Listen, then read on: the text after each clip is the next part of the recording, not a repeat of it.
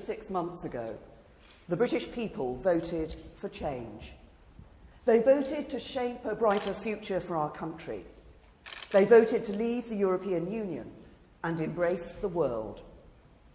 And they did so with their eyes open, accepting that the road ahead will be uncertain at times, but believing that it leads towards a brighter future for their children and their grandchildren too. And it is the job of this government to deliver it. That means more than negotiating our new relationship with the EU. It means taking the opportunity of this great moment of national change to step back and ask ourselves what kind of country we want to be.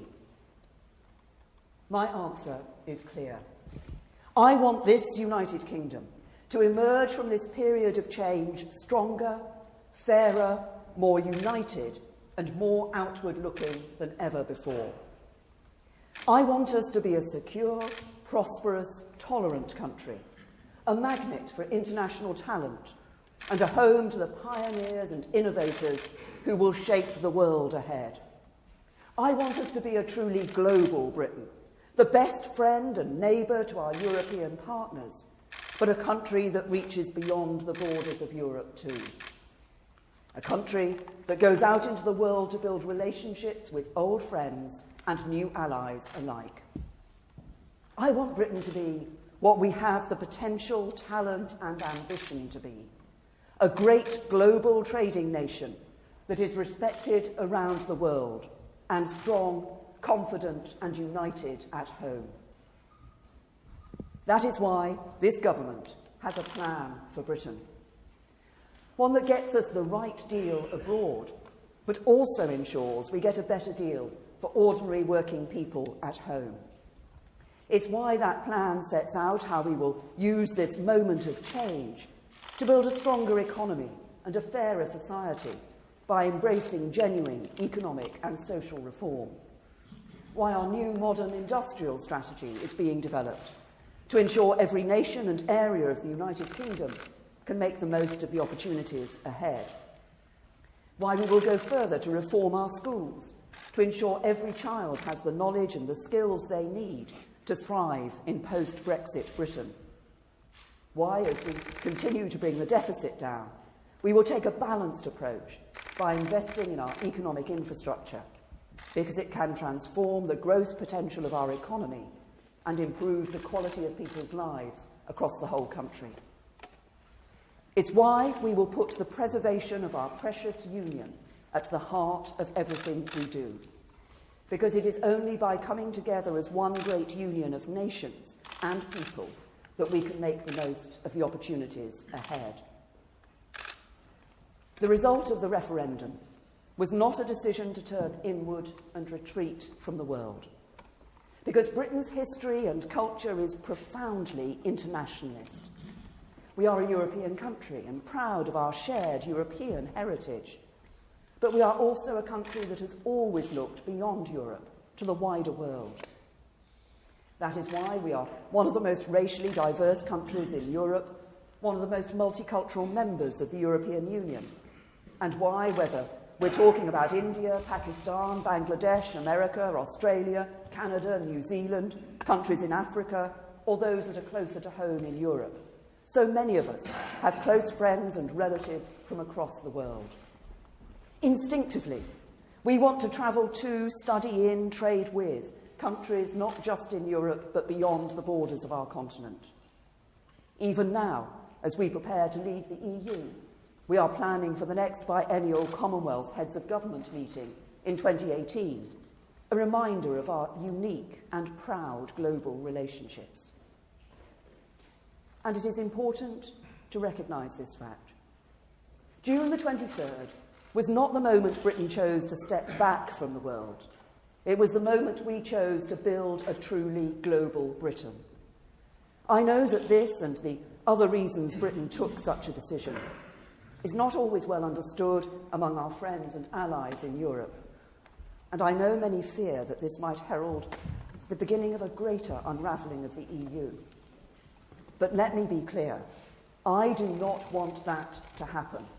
It would not be in the best interests of Britain, it remains overwhelmingly and compellingly in Britain's national interest that the EU should succeed. And that is why I hope, in the months and years ahead, we will all reflect on the lessons of Britain's decision to leave.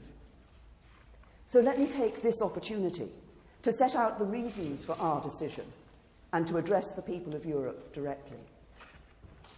It's not simply because our history and culture is profoundly internationalist, important though that is. Many in Britain have always felt that the United Kingdom's place in the European Union came at the expense of our global ties and of a bolder embrace of free trade with the wider world. There are other important reasons too. Our political traditions are different. Unlike other European countries, we have no written constitution, but the principle of parliamentary sovereignty is the basis of our unwritten constitutional settlement. We have only a recent history of devolved governance, though it has rapidly embedded itself, and we have little history of coalition government.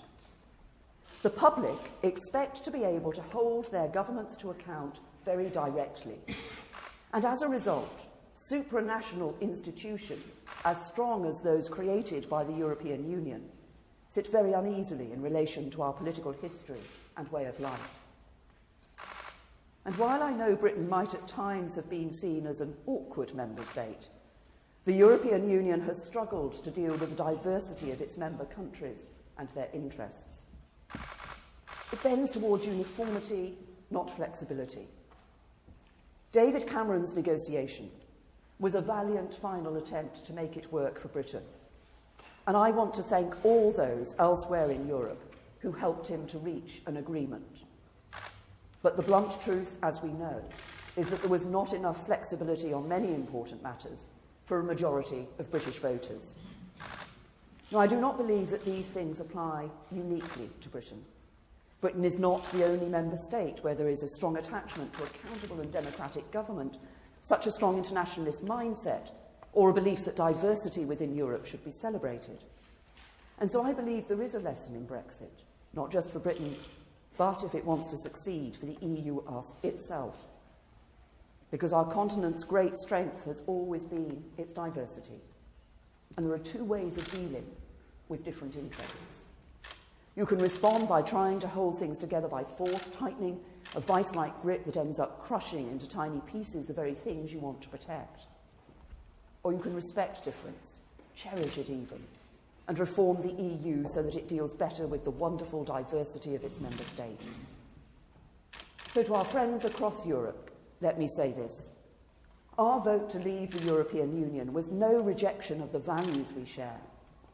The decision to leave the EU represents no desire to become more distant to you, our friends and neighbours. It was no attempt to do harm to the EU itself or to any of its remaining member states.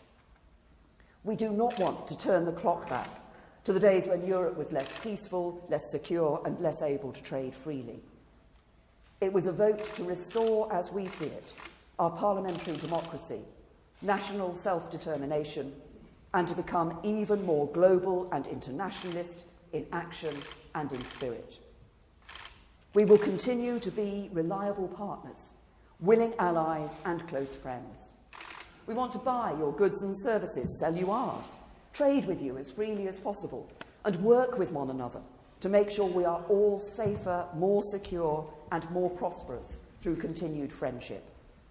You will still be welcome in this country, as we hope our citizens will be welcome in yours, at a time when together we face a serious threat from our enemies.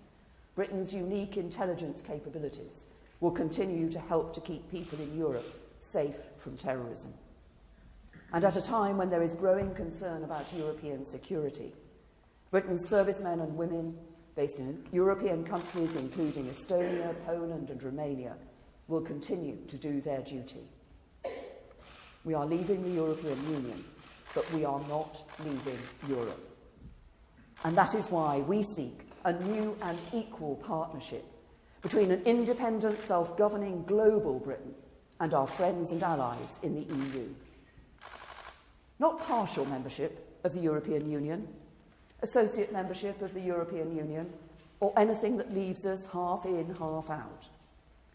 We do not seek to adopt a model already enjoyed by other countries.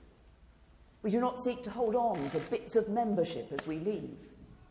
No, the United Kingdom is leaving the European Union, and my job is to get the right deal for Britain as we do.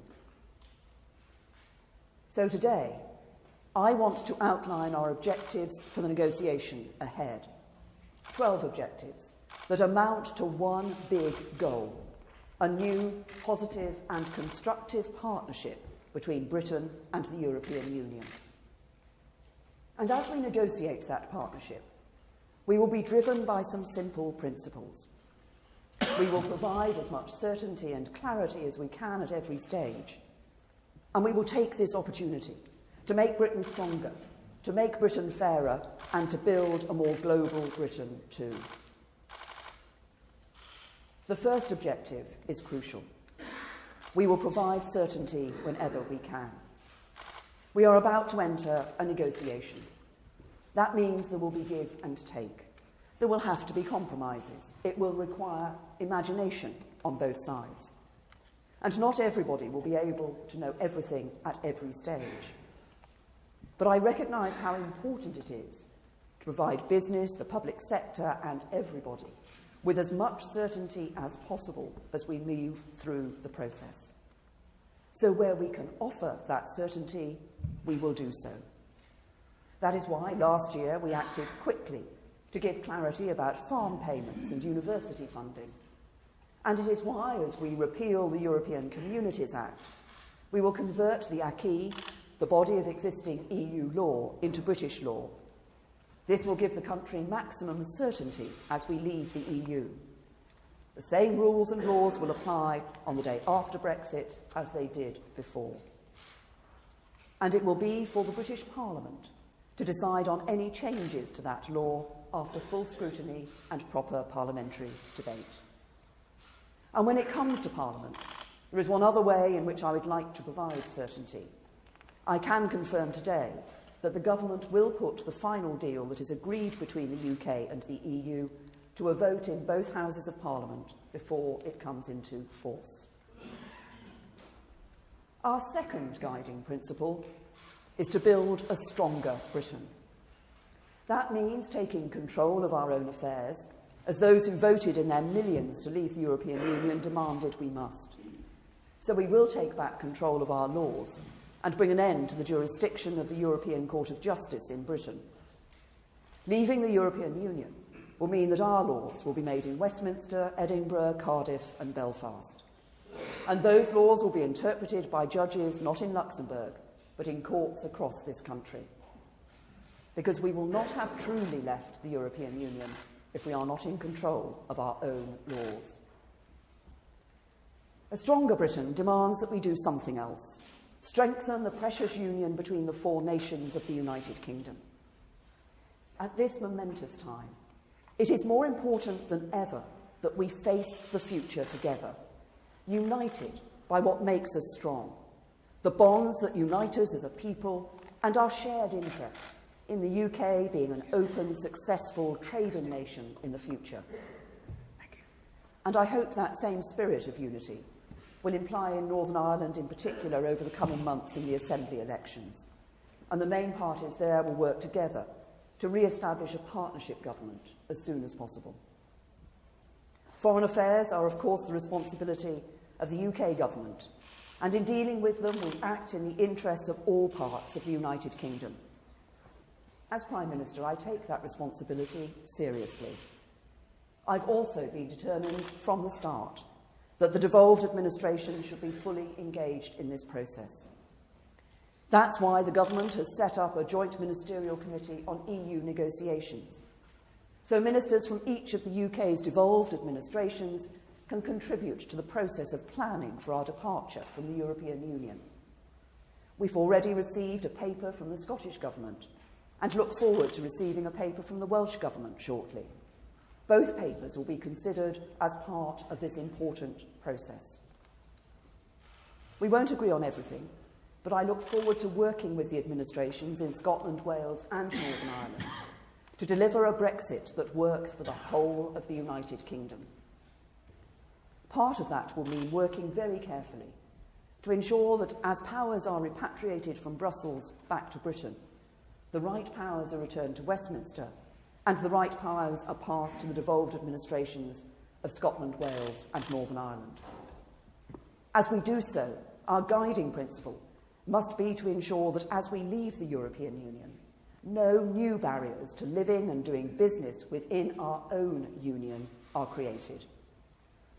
That means maintaining the necessary common standards and frameworks for our own domestic market, empowering the UK as an open trading nation to strike the best trade deals around the world and protecting the common resources of our islands. And as we do this, I should equally be clear that no decisions currently taken by the devolved administrations will be removed from them. We cannot forget that as we leave, the United Kingdom will share a land border with the EU, and maintaining that common travel area with the Republic of Ireland will be an important priority for the UK in the talks ahead. There has been a common travel area between the UK and the Republic of Ireland for many years. Indeed, it was formed before either of our two countries were members of the European Union. And the family ties and bonds of affection that unite our two countries mean that there will always be a special relationship between us. So we will work to deliver a practical solution that allows the maintenance of the common travel area with the Republic while protecting the integrity of the United Kingdom's immigration system. Nobody wants to return to the borders of the past, so we will make it a priority to deliver a practical solution as soon as we can. The third principle is to build a fairer Britain. That means ensuring it is fair to everyone who lives and works in this country. And that is why we will ensure we can control immigration to Britain from Europe. We will continue to attract the brightest and the best to work or study in Britain. Indeed, openness to international talent must remain one of this country's most distinctive assets. But that process must be managed properly so that our immigration system serves the national interest. So we will get control of the number of people coming to Britain from the EU. Because while controlled immigration can bring great benefits, filling skills shortages, delivering public services, making British businesses the world beaters they often are, when the numbers get too high, public support for the system falters. In the last decade or so, we've seen record levels of net migration in Britain, and that sheer volume has put pressure on public services like schools, stretched our infrastructure, especially housing, and put a downward pressure on wages for working-class people. As Home Secretary for 6 years, I know that you cannot control immigration overall when there is free movement to Britain from Europe. Britain is an open and tolerant country. We will always want immigration, especially high-skilled immigration. We will always want immigration from Europe, and we will always welcome individual migrants as friends. But the message from the public before and during the referendum campaign was clear. Brexit must mean control of the number of people who come to Britain from Europe, and that is what we will deliver. Fairness demands that we deal with another issue as soon as possible too. We want to guarantee the rights of EU citizens who are already living in Britain and the rights of British nationals in other member states as early as we can. I've told other EU leaders that we could give people the certainty they want straight away and reach such a deal now. Many of them favour such an agreement. One or two others do not. But I want everyone to know that it remains an important priority for Britain and for many other member states to resolve this challenge as soon as possible, because it is the right and fair thing to do. And a fairer Britain is a country that protects and enhances the rights people have at work. That is why, as we translate the body of European law into our domestic regulations, we will ensure that workers' rights are fully protected and maintained. Indeed, under my leadership, not only will the government protect the rights of workers set out in European legislation, we will build on them. Because under this Conservative government, we will make sure legal protection for workers keeps pace with the changing labour market, and that the voices of workers are heard by the boards of publicly listed companies for the first time.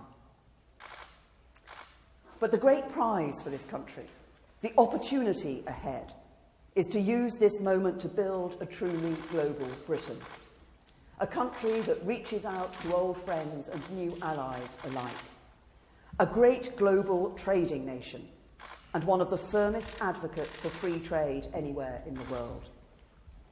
That starts with our close friends and neighbours in Europe.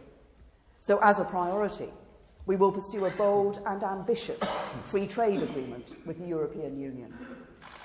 This agreement should allow for the freest possible trade in goods and services between Britain and the EU's member states. It should give British companies the maximum freedom to trade with and operate within European markets, and let European businesses do the same in Britain. But I want to be clear. What I am proposing cannot mean membership of the single market. European leaders have said many times that membership means accepting the four freedoms of goods, capital, services, and people. And being out of the EU, but a member of the single market, would mean complying with the EU's rules and regulations that implement those freedoms without having a vote on what those rules and regulations are. It would mean accepting a role for the European Court of Justice that would see it still having direct legal authority in our country.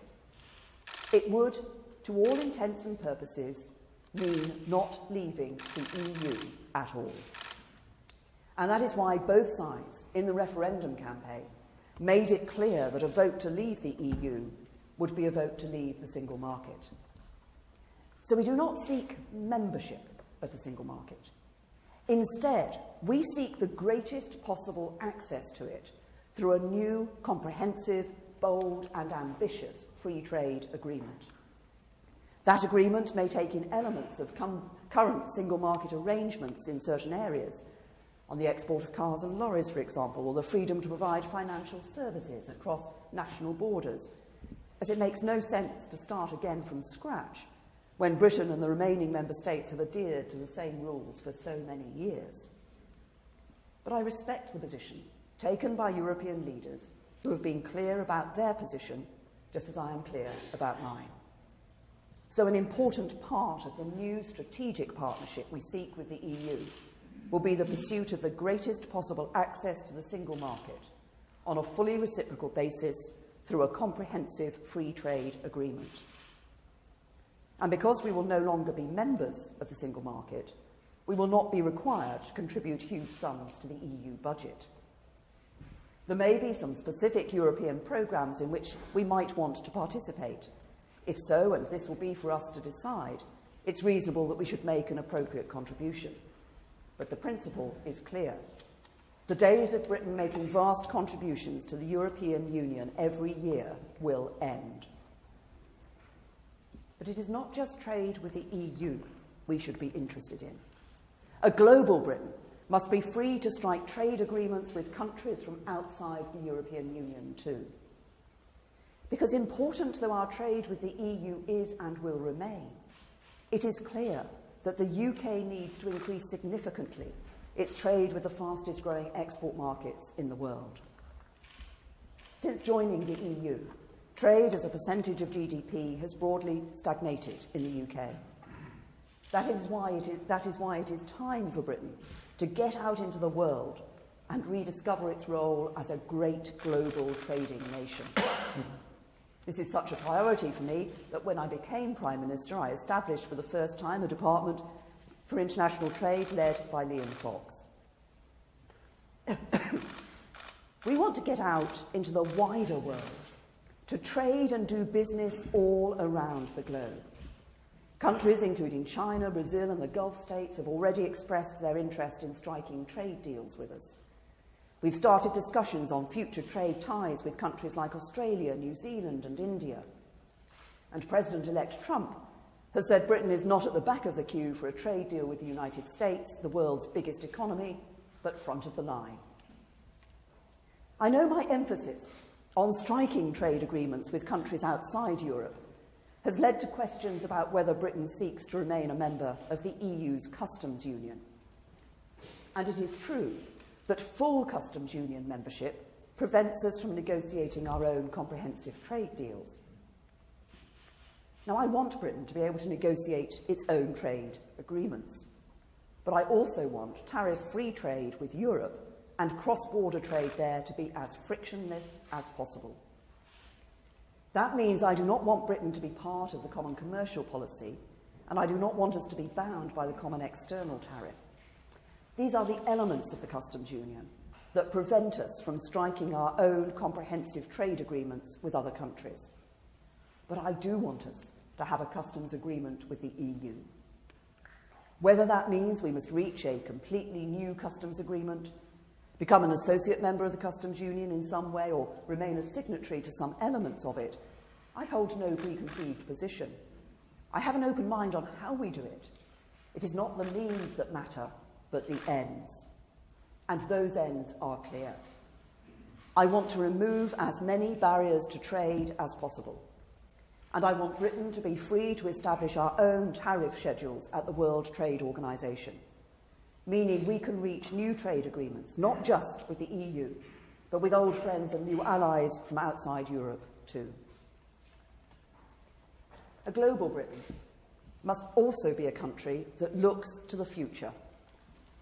That means being one of the best places in the world for science and innovation. One of our great strengths as a nation is the breadth and depth of our academic and scientific communities, backed up by some of the world's best universities. And we have a proud history of leading and supporting cutting-edge research and innovation. So we will also welcome agreement to continue to collaborate with our European partners on major science, research and technology initiatives. From space exploration to clean energy to medical technologies, Britain will remain at the forefront of collective endeavours to better understand and make better the world in which we live. And a global Britain will continue to cooperate with its European partners in important areas such as crime, terrorism and foreign affairs. All of us in Europe face the challenge of cross-border crime, a deadly terrorist threat, and the dangers presented by hostile states. All of us share interests and values in common, values we want to see projected around the world. With the threats to our common security becoming more serious, our response cannot be to cooperate with one another less, but to work together more. I therefore want our future relationship with the European Union to include practical arrangements on matters of law enforcement and the sharing of intelligence material with our EU allies. I'm proud of the role Britain has played and will continue to play in promoting Europe's security. Britain has led Europe on the measures needed to keep our continent secure, whether it's implementing sanctions against Russia following its action in Crimea, working for peace and stability in the Balkans, or securing Europe's external border.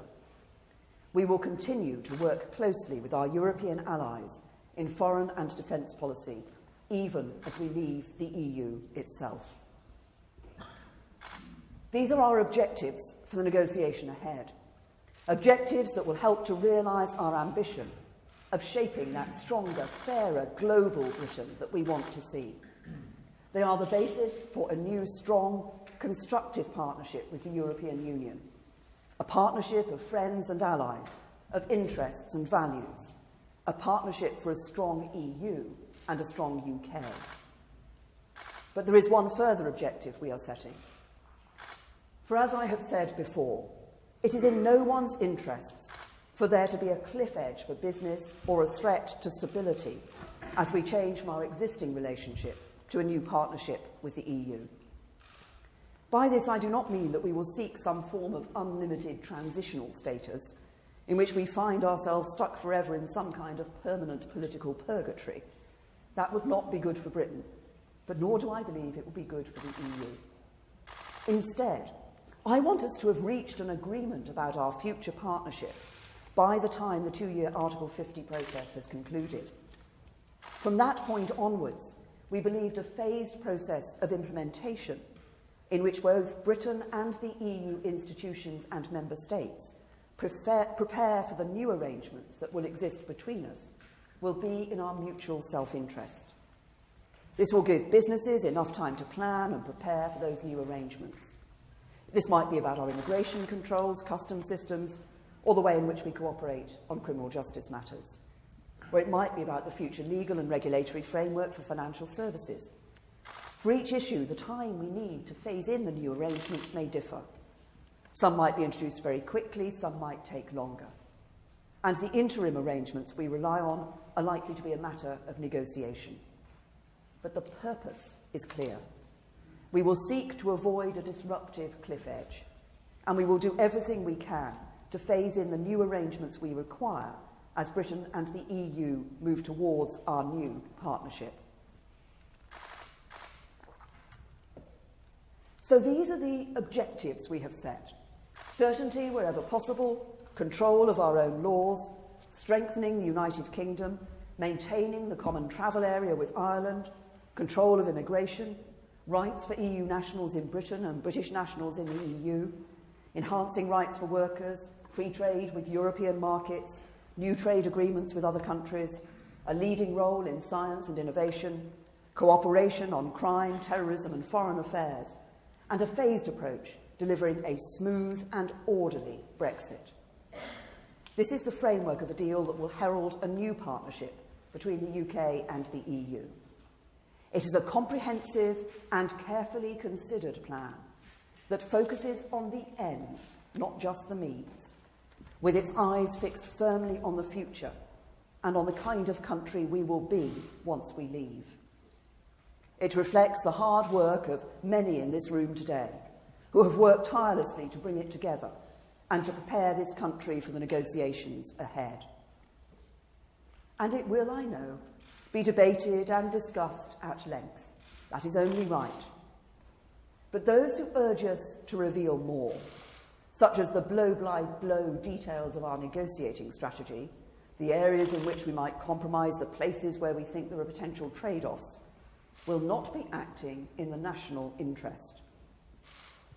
Because this is not a game or a time for opposition's sake. It is a crucial and sensitive negotiation that will define the interests and the success of our country for many years to come. And it is vital that we maintain our discipline. That is why I've said before and will continue to say that every stray word and every hyped-up media report is going to make it harder for us to get the right deal for Britain. Our opposite numbers in the European Commission know it, which is why they are keeping their discipline. The ministers in government know it, which is why we will also maintain ours. So however frustrating some people find it, the government will not be pressured into saying more than I believe it is in our national interest to say. Because it's not my job to fill column inches with daily updates, but to get the right deal for Britain. And that is what I intend to do. I am confident that a deal and a new strategic partnership between the UK and the EU can be achieved. This is firstly because, having held conversations with almost every leader from every single EU member state, having spent time talking to the senior figures from the European institutions, including President Tusk, President Juncker and President Schulz, and after my cabinet colleagues David Davis, Philip Hammond, Boris Johnson have done the same with their interlocutors, I am confident that the vast majority want a positive relationship between the UK and the EU after Brexit. And I am confident that the objectives I am setting out today are consistent with the needs of the EU and its member states. That's why our objectives include a proposed free trade agreement between Britain and the European Union and explicitly rule out membership of the EU's single market. Because when the EU's leaders say they believe the four freedoms of the single market are indivisible, we respect that position. When the 27 member states say they want to continue their journey inside the European Union, we not only respect that fact, but support it. Because we do not want to undermine the single market, and we do not want to undermine the European Union. We want the EU to be a success, and we want its remaining member states to prosper. And of course, we want the same for Britain. And the second reason I believe it is possible to reach a good deal is that the kind of agreement I have described today is the economically rational thing that both Britain and the EU should aim for. Because trade is not a zero-sum game. More of it makes us all more prosperous. Free trade between Britain and the European Union means more trade means more jobs and more wealth creation. The erection of new barriers to trade, meanwhile, means the reverse. Less trade, fewer jobs, lower growth. The third and final reason I believe we can come to the right agreement is that cooperation between Britain and the EU is needed not just when it comes to trade, but when it comes to our security too. Britain and France are Europe's only two nuclear powers. We are the only two European countries with permanent seats on the United Nations Security Council. Britain's armed forces are a crucial part of Europe's collective defence. And our intelligence capabilities, unique in Europe, have already saved countless lives in very many terrorist plots that have been thwarted in countries across our continent.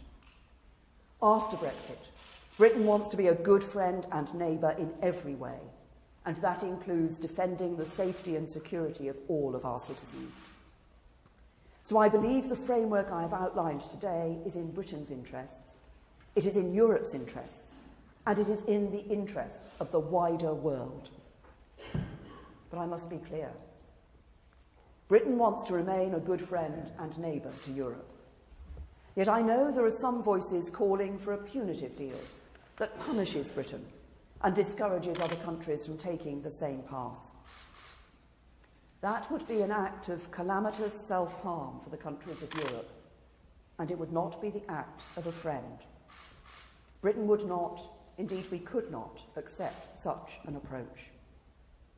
And while I am confident that this scenario need never arise, while I am sure a positive agreement can be reached, I am equally clear that no deal for Britain is better than a bad deal for Britain. Because we would still be able to trade with Europe. We would still be free to strike trade deals across the world, and we would have the freedom to set the competitive tax rates and embrace the policies that would attract the world's best companies and biggest investors to Britain. And if we were excluded from accessing the single market, we would be free to change the basis of Britain's economic model. But for the EU, it would mean new barriers to trade with one of the biggest economies in the world. It would jeopardise investments in Britain by EU companies worth more than £500 billion. It would mean a loss of access for European firms to the financial services of the City of London. It would risk exports from the EU to Britain worth around £290 billion every year. And it would disrupt the sophisticated and integrated supply chains upon which many EU companies rely. Important sectors of the EU economy would also suffer. We're a crucial, profitable export market for Europe's automotive industry, as well as sectors including energy, food and drink, chemicals, pharmaceuticals and agriculture. These sectors employ millions of people around Europe. And I don't believe that the EU's leaders will seriously tell German exporters, French farmers, Spanish fishermen, the young unemployed of the Eurozone, and millions of others that they want to make them poorer just to punish Britain and make a political point. For all these reasons, and because of our shared values and the spirit of goodwill that exists on both sides, I am confident that we will follow a better path.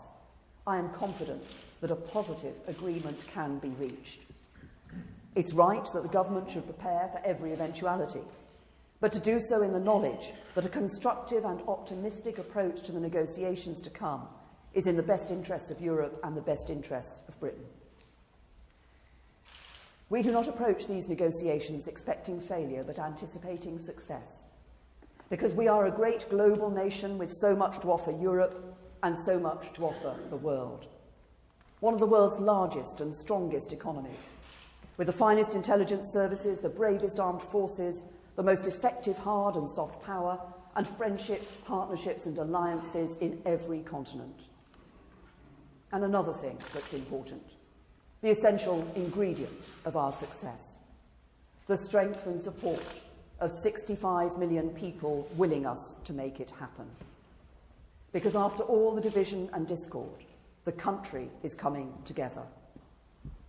The referendum was divisive at times, and those divisions have taken time to heal. But one of the reasons that Britain's democracy has been such a success for so many years is that the strength of our identity as one nation, the respect we show to one another as fellow citizens, and the importance we attach to our institutions means that when a vote has been held, we all respect the result. The victors have the responsibility to act magnanimously. The losers have the responsibility to respect the legitimacy of the outcome, and the country comes together. And that is what we are seeing today. Business isn't calling to reverse the result, but planning to make a success of it.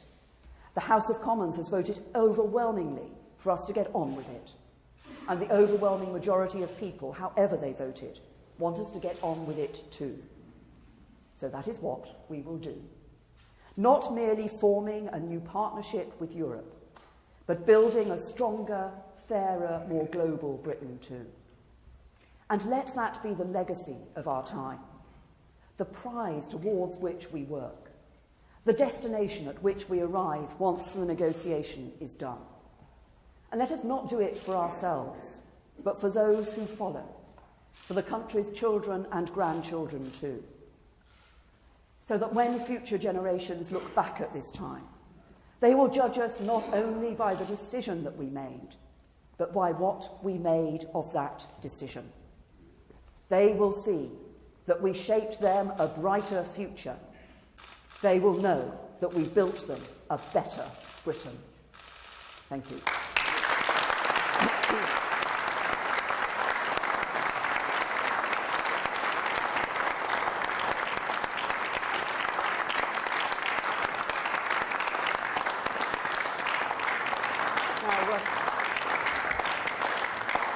I think we have a few members of the press here who might have some questions. Laura. Thank you, Prime Minister. Laura Kunsberg, BBC. During the referendum campaign, you said plainly you believed if we left the EU and the single market, the country, its families, its citizens would be worse off. Now, either you have changed your mind, or, as Prime Minister, you have made a decision that you believe will leave the country and its citizens poorer. Which is it? Just look at what has happened in terms of the economic information that we've seen since the Brexit vote. What we've actually seen is that all the economic indicators have been more positive than people had predicted. It's only earlier this week, that the IMF confirmed that we were the fastest growing economy last year. And what I'm talking about today is the country coming together and looking for that brighter future as a global Britain. This isn't just about us leaving the European Union. We are leaving the EU. We're not leaving Europe. We are leaving the EU. We will be embracing the world. This is about a confident future, a trading nation that is out there bringing prosperity here to the United Kingdom. But in doing that, I think that will be a benefit to other countries in Europe and also a benefit across the world stage. Francis. Hello, Francis Elliott from The Times. Is the question of whether there's a preferential access for EU nationals part of the negotiation, or do you commit today to treating the successor immigration system will treat EU nations exactly the same as non-EU nations? And a cheeky second one, if I may. Does Britain still believe in a two-state solution in the Middle East? I'm very happy to answer the second one very easily. Yes, we do continue to believe in this two-state solution in the Middle East, and that is everything that we will be working for, we have been, and we will continue to work for. On the immigration issue, I've set out clearly we want to control our immigration to the UK from the EU. The Home Office is working on the various ways in which that could be achieved, but I've also set out clearly today that we do recognise the importance of us welcoming people to come here into the UK. We want to welcome the brightest and the best. We know the benefits that can bring. We recognise the value of the contribution that has been made by people from the European Union who've come here to the UK in the past and are still here. But we will set our immigration rules according to the objectives that I've set out. Now, is there anybody from the European press? I think Le Figaro here. From Le Figaro from France. On this immigration issue, will there be any exemptions for certain British sectors, British business sectors, according to their needs? As I've just said, we're looking at the exact rules and structure that will be for the immigration system. But the way we've always looked at the issue of control in our immigration is recognising the need to bring the brightest and the best to the United Kingdom and the value that people can bring into the United Kingdom. But I think what was clear from the 23rd of June vote is that as we leave the EU, people want us to be able to make those decisions ourselves as to what our immigration system is for people coming in from the European Union, and we will be doing just that. Robert. Prime Minister, sorry to press you on this, but are you saying that when you argued that we would be worse off from leaving the EU and the single market, that you now recognise you were wrong about that? And you've confirmed that Parliament will have a vote on the final deal. If Parliament were to reject the final deal, would we still be in the EU? Well, first of all, I mean, it's not a surprise to anybody. Everybody knows that I campaigned on the Remain side of the argument, and the government is formed of people who campaigned on both sides of the argument when the referendum came. But what we're now doing is actually saying, and as I say, the economic, what we've seen in the economy since we took that vote to leave has been more positive than many had predicted in advance of the vote being taken. But what today is about is us coming together and saying what are the opportunities we can now embrace across the world and in our future relationship with the EU, our partnership with the EU, opportunities that will increase that prosperity for the United Kingdom, and we will go out there across the world, we will search those out and we'll bring them home. I'll take one... Sorry.